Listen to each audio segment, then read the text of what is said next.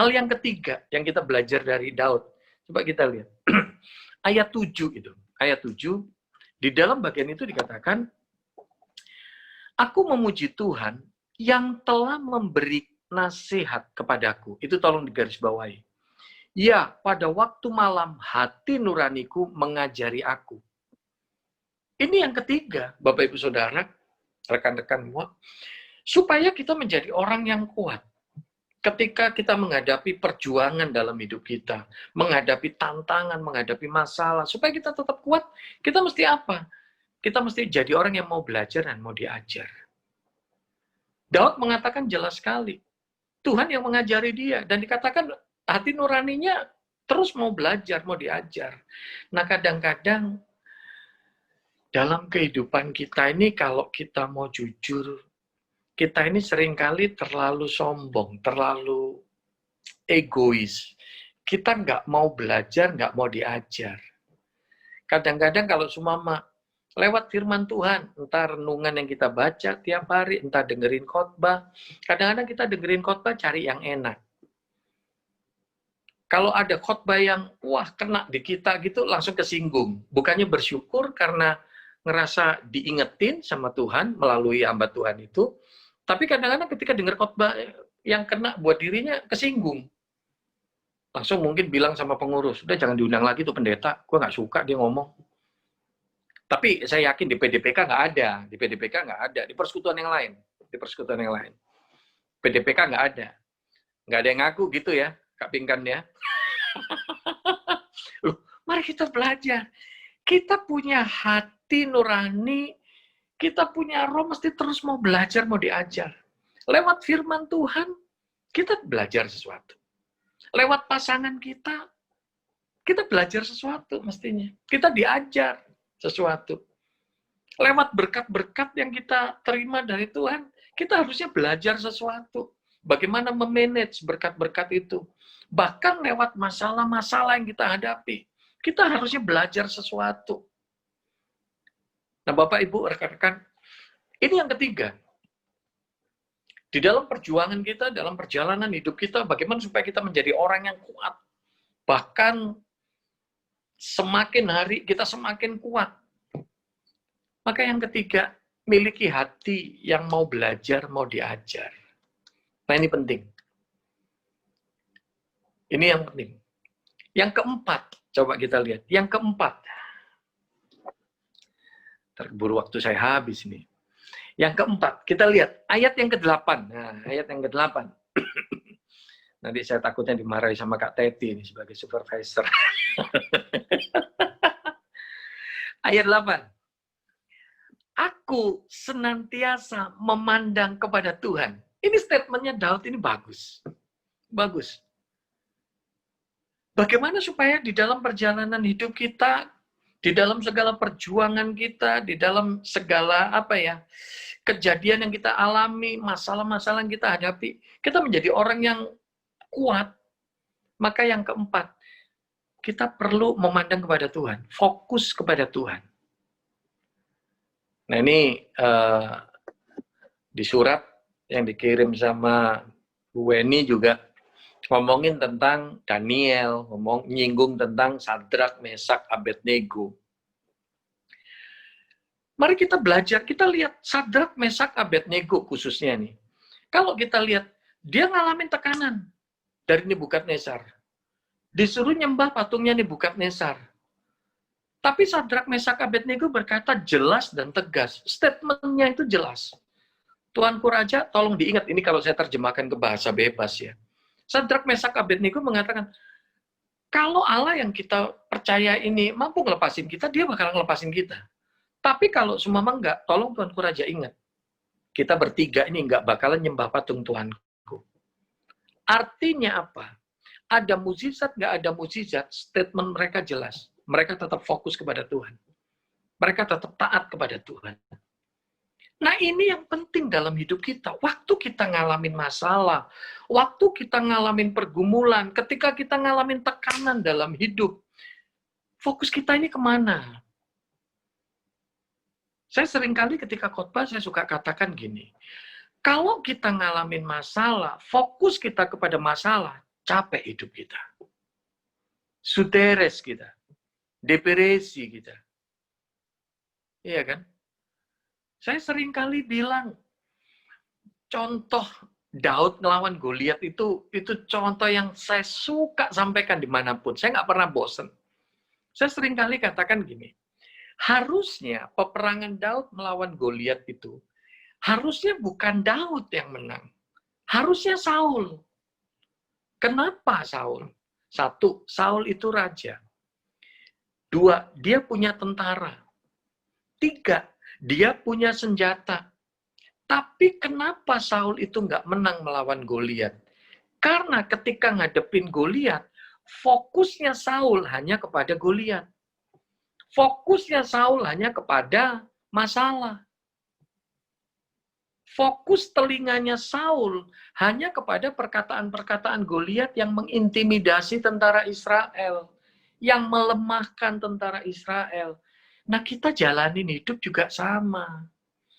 Kalau kita cuma fokus kepada masalah, telinga kita cuma terfokus sama berita-berita di sekeliling kita, lelah hidup kita. Nggak akan punya kekuatan kita. Nggak akan punya kekuatan. Kalau telinga kita hanya terfokus pada berita-berita sekeliling kita, nggak punya kekuatan. Maka dari itu penting sekali ketika kita menghadapi kenyataan hidup, perjuangan dalam hidup, menghadapi masalah-masalah hidup, bagaimana supaya kita menjadi orang yang tambah hari tambah kuat. Maka yang keempat, kita perlu fokus kepada Tuhan, pandang kepada Tuhan. Buat saya sama istri saat ini bicara nggak gampang, ya nggak gampang Bapak Ibu Saudara.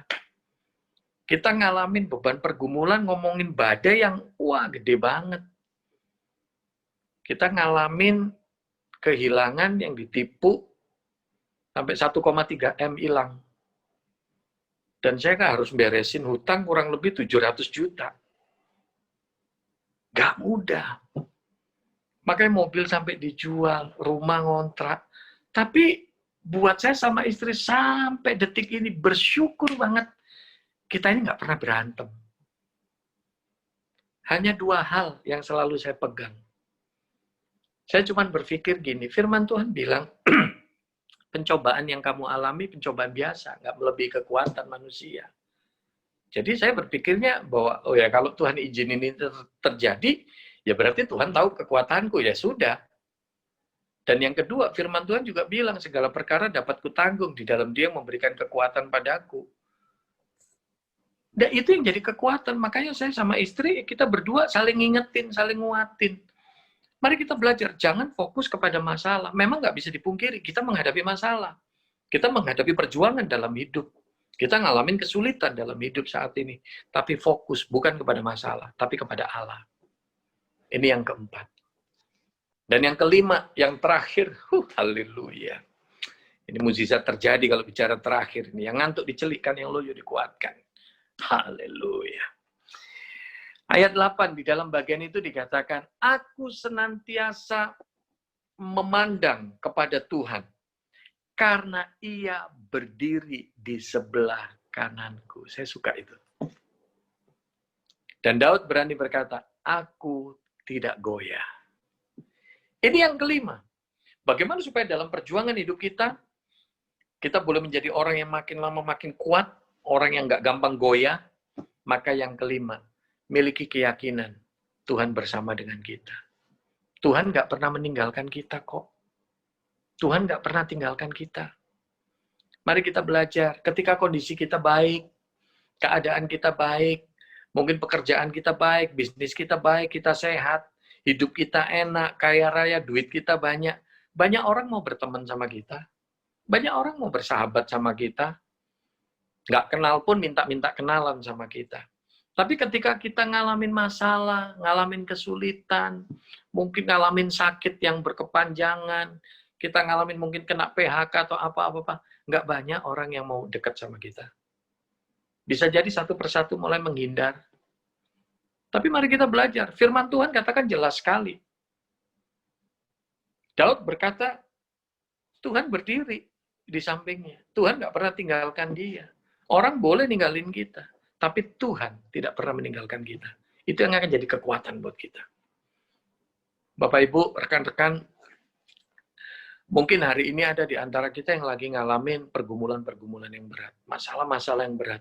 Tapi biarlah 5 hal ini boleh jadi berkat, jadi kekuatan buat setiap kita. Jadilah orang-orang yang kuat. Makin hari kita semakin kuat di dalam Tuhan. Bukan dengan kekuatan kita sendiri. Tapi bagaimana supaya menjadi orang-orang yang kuat dan nggak mudah tergoyahkan. Ada 5 hal hari ini yang kita bisa belajar. Yang pertama, jadikan Tuhan tempat perlindungan kita. Dan yang kedua, isi hati pikiran kita, mulut kita, atau jiwa kita, roh kita dengan pujian. Biasakan diri untuk memuji Tuhan. Dan yang ketiga, miliki hati yang mau belajar, mau diajar. Ada satu kalimat mutiara yang saya suka banget, saya sampaikan, ya seringkali saya sampaikan. Jangan jadi orang tua 2 kali kehilangan tongkat. Artinya apa? Jangan jadi orang 2 kali melakukan kesalahan yang sama. Supaya kita tidak melakukan kesalahan yang sama, maka dari itu kita perlu belajar. Kita perlu belajar. Bahkan dari kesalahan siapapun, kita perlu belajar. Supaya kita semakin memiliki hikmat. Nah ini yang ketiga, miliki hati yang mau belajar, mau diajar. Dan yang keempat, fokus kepada Tuhan. Memandang kepada Tuhan. Memandang kepada Tuhan. Jangan kepada masalah. Fokus kita harus kepada Tuhan, bukan kepada masalah.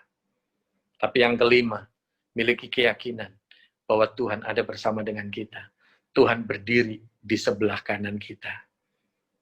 Contoh simpel sebagai akhir, kita lihat anak-anak kecil, ya mungkin umur 3 tahun sampai 5 tahun, lihat kalau mereka jalan-jalan di mall, meskipun sekarang mungkin nggak bisa jalan-jalan ya, tapi kalau mereka jalan-jalan di mall, lihat anak-anak ini bisa lari ke sana kemari ketika di mall.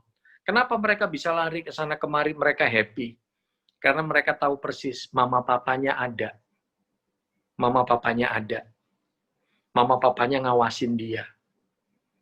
Coba kalau seumpama sebentar aja dia cari mama papanya nggak ada, dia pasti nangis ketakutan. Dari situ kita bisa belajar itu. Saya diberkati sekali lewat kisah waktu itu. Anak saya lari-larian ke sana kemari, terus saya sengaja iseng. Saya sama istri saya sembunyi di satu toko gitu. Nah, saya sembunyi. Ketika dia balik, dia lihat papa mamanya nggak ada, dia langsung nangis. Tapi ketika itu Tuhan bicara di hati saya. Kamu lihat anakmu, dia berani lari-larian, dia happy, karena dia tahu kamu ngawasin dia. Tapi ketika ngelihat kamu nggak ada, dia ketakutan. Begitu pula dalam hidup kita. Kita nggak perlu takut, nggak perlu khawatir kalau kita punya keyakinan. Allah ada bersama dengan kita. Amin. Biarlah 5 hal ini boleh jadi berkat, jadi kekuatan buat kita.